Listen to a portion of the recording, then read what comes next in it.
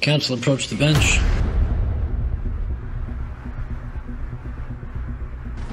You play to win. And I don't care if you don't have any win. You go play to win. When you start telling me it doesn't matter, then retire. Get out. Because it matters. Pulls up, three-pointer. Bang! Bang! It's good! Wins the game at the buzzer! You can't handle the truth. All rise. Here comes the judge. Order in the court. Oi, oi, oi. What's going on, everybody? Conlan Farrell back with you. The best part of your week starts right now. Bench Points with Conlan Farrell, another episode. Today, joining me, a pair of bulls from University of Buffalo School of Law, the debaters, on this week's show of Bench Points, Michael Perlo and Jeremy Torres. Jeremy, you can see, has just gotten off the beach at the grotto down there in Florida. He's tan, he's handsome. Michael Perlo, you got some jersey going on back there. Now, tell me that's an intramural league, something. Tell me that has at least some value that's a on good the offshore market. Go ahead. That's a good old Brooks Robinson signed jersey. Can't take credit for that jersey, but it's my pops. So Brooks Robinson. Now, did you play the hot corner growing up? Unfortunately, I got stuck there 1 year, but I was a catcher primarily. Very good. Well, gentlemen, great to have you on. You've seen how this show runs. We're rolling ahead here. Down the tracks we go. So 45 seconds on the clock. We're going to propose 3 debate topics across the sports world, sports law world, that is. Bench Points, always brought to you by Conduct Detrimental, your leader in sports law coverage. So let's start. And now you guys are both. Now, Jeremy Torres is graduating from the University of Buffalo this week. Congratulations to 3L. Now coming in the vice president. Thank you. What's that? The Sports Law Society at Buffalo there, Mike? Is that where you're going to be heading up soon? Yes, sir. All righty. So got a couple of talented young hotshots here. And we're going to get going. We'll stay in the college ranks. The NCAA NIL, it's been a hot button topic. Basically, since its inception back in July of 2021, we've seen deals worth multi-millions of dollars, players seemingly being bought at this point. Guys, it's been the Wild West. I've said that over and over again. ADs, coaches, they don't know what to do. They don't know how to keep players. It's not about the sport. It's not about academics anymore. It's about the cold, hard cash, like Randy Moss once said. Straight cash, homie. And so now we're going to start it. Jeremy Torres, the senior, we're going to kick it to you. Should the NCAA retroactively punish schools for NIL violations? There's no loss as of yet. But when they do set some guidelines, should they be able to go back and say, hey, this has broke the code. Now you guys are going to face some punishment, some sanctions there. 45 seconds on the clock. Go ahead, sir. Torres. Look, everyone here knows that players earning money off of their NIL is great. I'm not here to say that they shouldn't be. But what I am here to say is pay for play is not what we should be doing, and that's exactly what we have right now. You have schools like BYU and Miami lining up with boosters in these programs, salarying these athletes. And it's not a good look. These schools are getting advantages that the NCAA did not account for. These athletes are getting paid essentially a stipend to go to these schools is what they're calling it. But it is what it is. It's a salary and they're getting paid it. And it's the wild, wild west. And soon Will Smith is going to be smacking people at the Oscars with what's going on right now. They need to be retroactively punished. All right, 45 to Michael Perlo. Go ahead. Jeremy, it's a good point, though, but I'll be the first one to say the NCAA did nothing to prepare for this. They gave no warnings prior. They just shouldn't be allowed to retroactively discipline these schools, especially since the boosters are the ones that are really bringing these players in and getting them paid what they're currently getting paid. And I also will say, I think the current market for these players is inflated just like our economy right now. I think it's going to, like, over time and in the next couple of years, people will realize an investment in an 18 to 19-year-old athlete, it's just not going to be worth what it is in this current market where everything's so new and we don't really know how to handle it. All right. Wow. 10 seconds on the clock. Perlo says that's all I need. Torres, use your full 30 here. Your rebuttal. Look, saying boosters would be doing this anyways or anything involved with boosters is the easiest argument you can make. And it's also not necessarily true. At this rate, boosters are going to be having their company logos on these jerseys to recoup the money that they're giving to all these athletes. Look at Notre Dame. Look at Syracuse. They both got retroactively punished for things that happened years prior. Go to USC campus and go ask Reggie Bush how they feel about retroactive punishments. Not that they're okay, but they do happen. And there's no reason why the NCAA couldn't do that same thing here now. So 2 seconds. All right. Final, Perlo. No, you're right. The retroactive punishments have happened in the past and all, but I think it's time for the NCAA to take a step back and let this thing play out a little bit. If we can clearly say after, 1 to 2 more years from now that competition's diminishing because these players are getting paid so much, I think that's the time the NCAA can step in and start to really regulate this thing. But as of right now, I think we need to let it unfold, see where it goes, and I don't think there is a need for retroactive punishment as of right now. All right, Michael Perlo keeping it under time. Guys, great first debate topic right there, but the point goes with Perlo. Listen, Jeremy, some solid points made on your end. The Reggie Bush one I thought was a great point to bring up, but what Reggie Bush did at the time was still against the NCAA rules. There's no rules right now. Literally, it's like Little Caesar's Pizza. There's no rules. You take your shirt off, put your shirt back on. There's one rule. All right, so right now, the NCAA, the landscape of NIL is absolutely free for all. So unfortunately, as much because I think now, if you're saying we have to go retroactively punish, we're going to be looking at sanctions for more than half of the Power 5 schools that have been involved in the NIL and its landscape since it started back in July. I think that's just too big of a headache for the NCAA. They don't want to be a part of it. And certainly, if schools are getting punished, they're going to be going after the NCAA and their punishments that they receive. So, point one, Perlo, but we'll go into debate topic number 2. Well done, guys. Heated. Listen, NIL, it's not going away, but we definitely need to make some adjustments to it to keep the amateurism in college athletics. Point one, Perlo. Now moving to the professional leagues. We'll go the NBA here. We are in a heated battle across the NBA playoffs. A lot of good series going on. One in particular, the Memphis Grizzlies. Ja Morant, their superstar, exceptional, averaging nearly 40 points a game in this playoff series. But it looks like he's not going to be available for Game 4 in Golden State Monday night. Now, that's because he was injured on play by Jordan Poole, another great young player for the Golden State Warriors. We're going to show you the video right here of Poole and Morant. There was a top of the key. They're going for the ball. But let's see Jordan Poole's reaction to the injury that he caused on Ja Morant.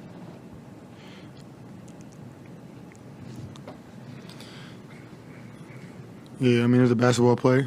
We doubled them, and I hit the ball, and I was going for the ball. Obviously, you don't want to see anybody get hurt. I'm not even that type of player. I respect everybody, so, obviously, hopefully we get better. Hopefully he gets better, and, we can see him out there next game, but, I don't even play like that for real. All right, guys, so there you have Jordan Poole. Obviously, a lot of chippiness going on in this series already with the Draymond Green flagrant foul ejection early in that series. Then Dylan Brooks gets suspended for a hard foul. Look, guys, we're staying with the theme of retroactiveness, if that is a theme. But should the NBA go out and suspend him for Game 4 now, basically rendering the Grizzlies almost I don't know how they win a Game 4 without their superstar, Ja Morant. Perlo, you hold serve here. Go ahead, debate topic number 2. All righty. So, like you said, the series has been chippy the whole time, and I think the league has a duty to set the precedent where this conduct isn't allowed. Now, it's kind of hard to see throughout the video, but he definitely makes contact with his knee. And, I think that it's intentional contact there. Like, he's trying – since the series has been chippy, I think they're trying to play pretty hard and trying to make a statement here. And so – the league has a duty to keep its star players on the field. Football's done a really good job of that by protecting its quarterbacks. And so basketball should be doing the same thing. Ja Morant really needs to be on the field for, the popularity of basketball as a whole. And he's a key player in this series. I think Jordan Poole's got to get suspended for Game 4 if Ja Morant's going to be out. All right, 45, Torres. Yeah, so with all the sports you just named, assumption of risk. When you play a sport, especially at a pro level, you know that injury is going to happen. When have we ever seen players all of a sudden get suspended for a player being injured? That's just not something that happens. It's clear that slow motion videos too have gone too far. If you look at the video in real time, there's no indication, unlike the Dylan Brooks video, that anything harmful or wrongful is going on. Jordan Poole doesn't have a reputation of a dirty player. And if you follow Ja's career and you know the Memphis Grizzlies, one of their MOs is being petty. And this seemed just like a petty tweet from Ja Morant. It didn't seem like anything more of him trying to say you broke the code back, just to try to get something out of it and also make headlines. This is kind of Ja's MO. and he's a great player, but this is what he does. Save it for the 30. Perlo, 30. I mean, I agree with you. I think that replay may have gotten a little bit too far at this point, Jeremy. But like I was saying before, John Morant's one of the faces of this league now, and I think the league's going to have to do something to make sure that, you know, these flagrant fouls are kept in check, because you got to have these guys on the court for the popularity of the sport. And I think knowing that Jordan Poole's a little bit less valuable of a player, they were okay with throwing him out there. And if he is going to make that intentional contact with his knee and try to, you know, knock Ja out for the next game, then he's going to have to face some repercussions for that. And I think that the video isn't all that clear, but you can tell that it is intentional contact there. 30, Torres, round us out.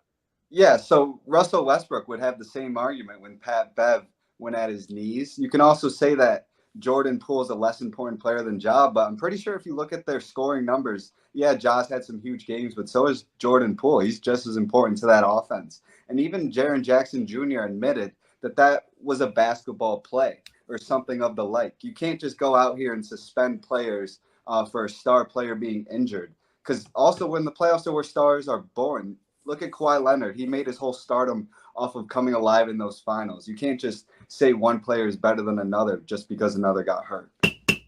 Ja is not as important as Jordan Poole. Come on. Well, Jordan Poole, he's certainly begun to make a name for himself. Kawhi Leonard, it wasn't just one series. Kawhi Leonard built off that initial run he had with the Spurs down there in his young career, and he built himself into an NBA champion. Look, Jeremy Torres evening the score here at 1. It's a play 40 feet away from the basket. The NBA players are moving so fast that, yeah, did he grab his knee? Did it look bad on camera? Probably. But when you slow everything down in any sport, you can have that thought in the back of your mind, oh, there's some malintent. Like you mentioned, Dylan Brooks, that was a hard foul. This was nothing. This wasn't even a flagrant foul on Jordan Poole. So, look, I don't think there's anything there. Extremely unfortunate if you're a Memphis Grizzlies fan, and you might think otherwise. You might think that, you know, Poole should be, you know, he's sent to Alcatraz, but no dice. Jeremy Torres, 1-1. Moving to topic number 3. Excellent work out of you two gentlemen to start us here. We're even at 1. A lot of people think this is an amateur hour. You guys are making real hard debates here, stating stone cold facts. So I'm not just willy-nilly giving it to the guy that's down a point after one round just to make him feel good. No, you got to earn this here. So Jeremy Torres, you earned that last round, getting a point there, evening the score at 1. Well, guys, it's been a tumultuous offseason in the NFL, to say the least. Owners are under fire, and rightfully so. A lot of this alleged misconduct is pretty sickening. So we'll start with this here. News out of Las Vegas this week. Dan Ventrell, the longtime president of football operations for the Las Vegas Raiders, fired this week by Mark Davis, the owner, after Ventrell says he brought alleged misconduct by Davis to the NFL's attention, to Roger Goodell and the league office's attention. Mark Davis didn't take too kindly to that. Certainly, he wrote his ticket out of the casino there in Las Vegas, the Raiders organization. So, Jeremy Torres, you won last round. You'll get to go first. We're going to phrase it like this. We always love action. We love cashing tickets on this show here. So, I'm going to get a little betting line here for you. Dan Snyder, the owner of the Washington Commanders, for now, we'll see what happens there. He's had a rap sheet longer than the 10 Commandments of wrongdoings in Washington. Let's see. Let's set the line here like this. Who's more likely to receive discipline from the league office first?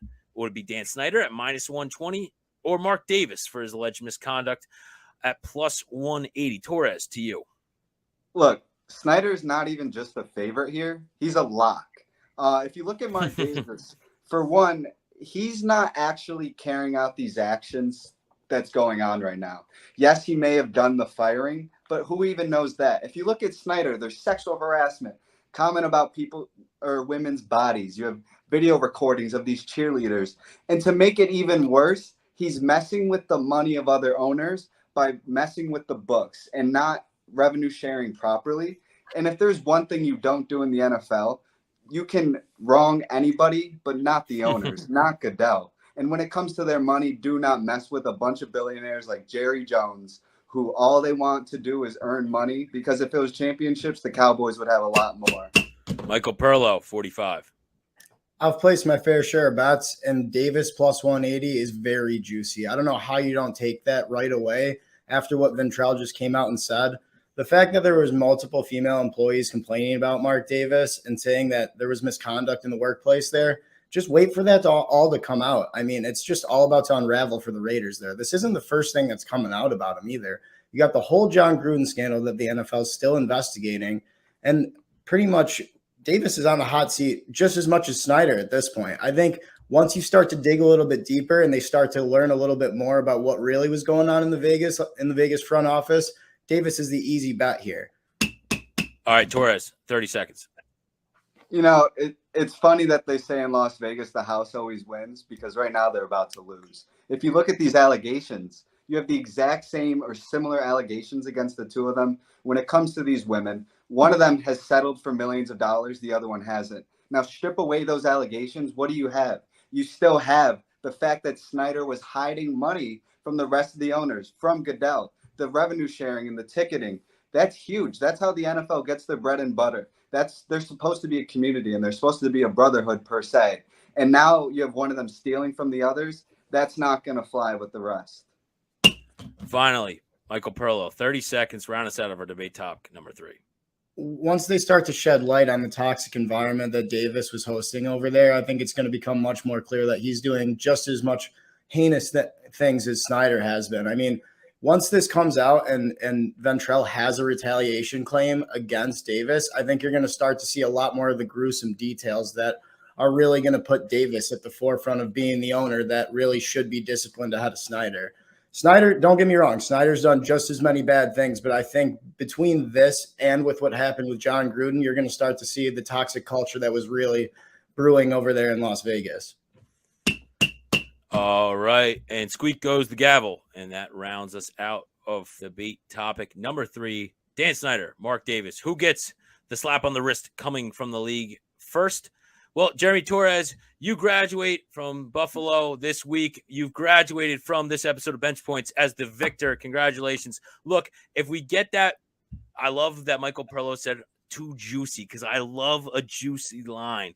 Give me that plus money all day of the week and twice on Sundays. But look, this time, minus 120, it's a favorite, but it's not an overwhelming favorite. So I would lay that wager there. Like I said, Dan Snyder's rap sheet is so extensive at this point. They got to do something. And if they were to do something to Davis first and Snyder still walks free, we got to know what he has on Goodell or Goodell's wife, whatever else is going on, something he has on Roger Goodell, because this guy is walking with just no care in the world, can do no wrong. Really good stuff out of both you gentlemen. All right, a pair of bulls going head-to-head. Torres stuck him with the best horn there, and he wins this episode of Bench Points with Conlan Farrell, brought to you by Conduct Detrimental. Well done, sir. Well done. Sending yourself off into the sunset. Let's not forget here, our last segment, we always round out the show here. You're new, but with Contempt of Court. Who made a flub, a blunder, something in the sports law, sports world this week that we need some commentary on, and actually segues perfectly from our final topic, the NFL owners just bungling things this offseason. And who else he would be remiss if he wasn't in the mix of the headlines, good or bad, Jerry's World down there in Dallas, Texas. Here's Jerry Jones basically showing reporters and the media who the Cowboys were looking to take. Let's look. Let me put it like this. We have both of them.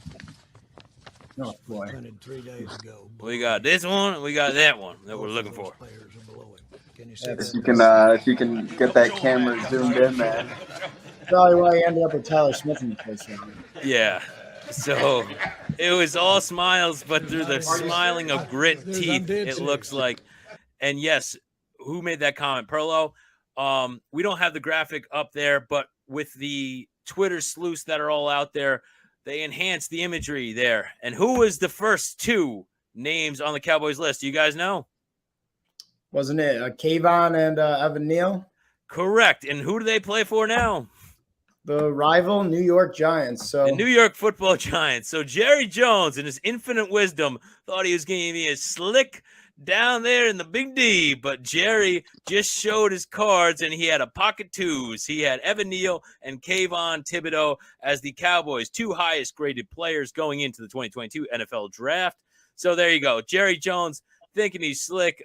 Listen, they have a first round pick. They make it. Definitely not one of those guys. Kayvon and Evan Neal were also both gone by the 8th pick. The Giants took them at 5 and 7 respectively. So Jerry, listen, buddy, I would, hold yourself back from taking the mic because you could see Mike McCarthy there, like, what the are you doing? Stop talking, Jerry.